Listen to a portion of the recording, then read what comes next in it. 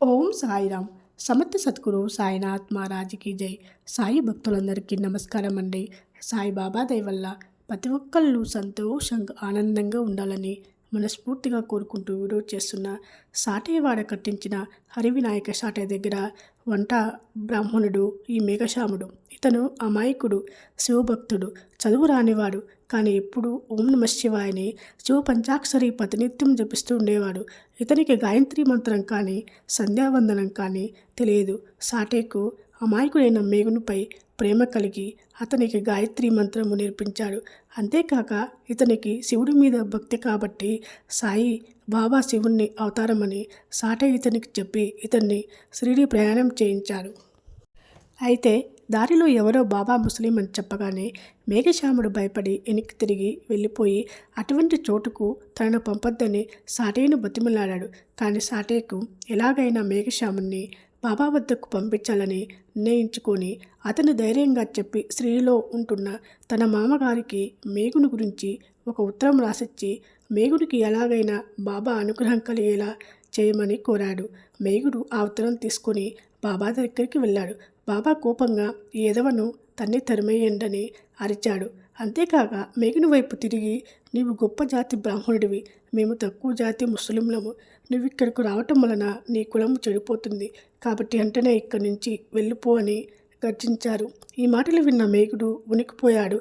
తనకి తన మనసులో ఉన్న ఆలోచనలు బాబా ఎట్లా తెలిసాయో అర్థం కాలేదు. కొన్ని రోజులు అక్కడే ఉండి తనకు తోచిన విధంగా బాబాను సేవించాడు. కానీ అతడికి తృప్తి కలగలేదు. అక్కడి నుంచి వెళ్ళిపోయి 1 సంవత్సరము 6 నెలల తర్వాత మళ్ళీ షిరిడీకి వచ్చాడు.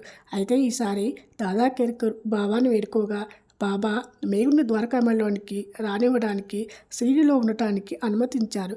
బాబా అతనికి ఏ రకంగా ఉపదేశం చేయలేదు. అతని మనస్సులోని మార్పు కలుగజేయడం ప్రారంభించారు. ఎందుకంటే ఇతనిది స్వచ్ఛమైన భక్తి కాబట్టి. తనకు తానుగా బాబా మహానుభావుడిని నిజాన్ని గ్రహించేలా చేశారు.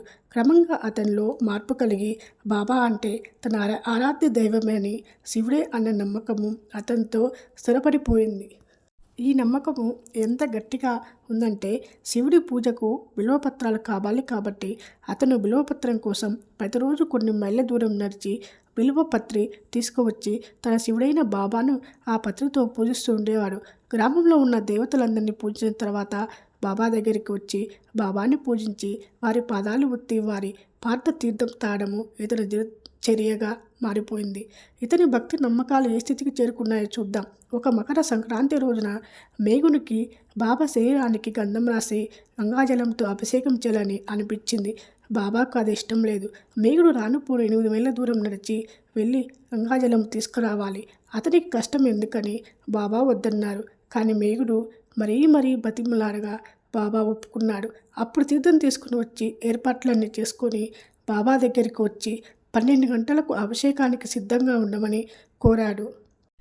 అప్పుడు బాబా తనకు అభిషేకం అవసరం లేదని, తాను ఫకీరు కాబట్టి గంగాజలంతో తనకేమీ పనిలేదని అన్నారు. కానీ మేఘుడు బాబా మాటలు వినకుండా శివుడికి అభిషేకము ఇష్టం కాబట్టి తనకు శివుడైన బాబా అభిషేకం చేయించుకోవాలి సిద్ధమేనని పట్టుపట్టాడు. అతని నిష్కమ భక్తికి బాబా సంతోషించి వచ్చి పీఠం మీద కూర్చొని తలను ముందుకు ఉంచి మేఘుని శరీరానికి తల ముఖ్యం కాబట్టి తల మీదనే నీళ్లు పోయమని, అలా చేస్తే శరీరానికి అంతటికీ పోసినట్లు అవుతుందని చెప్పాడు. మేఘశ్యాముడు దానికి ఒప్పుకొని నీళ్ల కుండను పైకెత్తి హరగంగే హరగంగే అంటూ ఎంతో పరవశంగా నీళ్ళన్నిటితోని బాబాకు అభిషేకించాడు. అతను బాబాను ప్రత్యక్ష శివునిగా భావిస్తూ వచ్చాడు కాబట్టే శివుడికి అభిషేకం చేస్తున్న ఆనందంలో అతను బాబా తల మాత్రమే తడవమన్న సంగతి మర్చిపోయి నీళ్ళన్నిటిని బాబాపై పోశాడు. తర్వాత చూసేసరికి అతనికి ఆశ్చర్యంలో కల్లా ఆశ్చర్యం కలిగేలా బాబా తల మాత్రమే తడిసి శరీరమంతా పొడిగా కనిపించింది. ఈ లీలను చూసిన మేఘుడు మైమరిచిపోయి బాబా పాదాలపై పడ్డాడు. ఈ రకంగా స్థిరమైన భక్తితో మేఘశ్యాముడు బాబాని స్వయంగా పూజించడమే కాక తాను ఉంటున్న వాడలో బాబా ఫోటో ఉంచి ప్రతినిత్యం దాన్ని కూడా పూజించేవాడు. ఇలా 1 సంవత్సరం గడిచిన తర్వాత అతని భక్తిని మెచ్చుకున్నాడని తెలపటానికి బాబా అతనికి ఒక నిదర్శనం చూపించాడు. ఒకరోజు తెల్లవారుజామున మేఘుడు పడుకొని ఉన్నప్పటికీ బాబాను ధ్యానిస్తూ ఉన్నాడు. అప్పుడు బాబా అతనిపై అక్షింతలు చల్లి మేఘంతో త్రిశూలం గీయమని చెప్పి అదృశ్యమయ్యారు. మేఘుడు కళ్ళు తెరిచి చూసేసరికి బాబా కనిపించడం లేదు, కానీ అక్షింతలు అక్కడక్కడ పడి ఉన్నాయని చూడగానే మేఘుడు బాబా దగ్గరికి వెళ్ళి తన కళ గురించి చెప్పి అతని తలుపులు కిటికీలు వేసి ఉండగా బాబా అక్కడికి ఎలా వచ్చారని ప్రశ్నించాడు. అప్పుడు బాబా తనతో రూపం లేని తనకు తలుపులతో పని లేదని, బాబా అన్ని చోట్ల ఉంటారని, ఎవరైతే తనని నమ్మి ఆధారిస్తారో వారి పనులన్నీ చూడవలసిన బాధ్యత తనదేనని చెప్పారు. అప్పుడు మేఘుడు వాడాకు తిరిగి వెళ్ళి బాబా ఫోటో దగ్గర త్రిశూలం గీశాడు. ఆ మన్నాడు ఎవరో పూనా నుంచి వచ్చి బాబాకు శివలింగాన్ని సమర్పించారు. అక్కడే ఉన్న మేఘుడికి బాబా ఈ లింగాన్ని ఇచ్చి జాగ్రత్తగా పూజింపమని చెప్పారు. త్రిశూలం గీయమని చెప్పడమే కాకుండా అది గీసిన వెంటనే శివలింగం కూడా వచ్చింది. శివభక్తుడైన మేఘునకు భక్తి నమ్మకాలు స్థిరపడేలా బాబా చేశారు. ఈ రకంగా అనేక సంవత్సరాలు బాబా సేవ, పూజ, మధ్యాహ్నం సాయంకాలం హారతి విధి నిర్వహించిన మేఘుడు 1912వ సంవత్సరంలోనే కాలం చేశాడు. మేఘుడు మరణించినప్పుడు ఊరి వారందరూ శవం ఎంట వెళ్ళగా బాబా కూడా వారితో వెళ్ళి శవంపై పూలు చల్లి సామాన్య మానవులుగా పెద్దగా ఏడ్చేశారు. అంతేకాక బాబా తన సొంత ఖర్చులతో బ్రాహ్మణులకు భోజనం పెట్టించి మేఘుడు నా నిజమైన భక్తుడని చెప్పారు. ఒక భక్తుని నిష్కలమైన భక్తికి బాబా స్వయంగా నా నిజమైన భక్తుడని ఇచ్చిన బిరుదు కన్నా ఇంకా పొందవలసిన స్వర్గం ఏముంటుంది?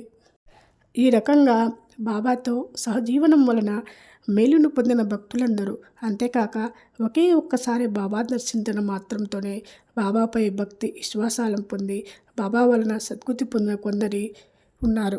ఓం సాయిరాం.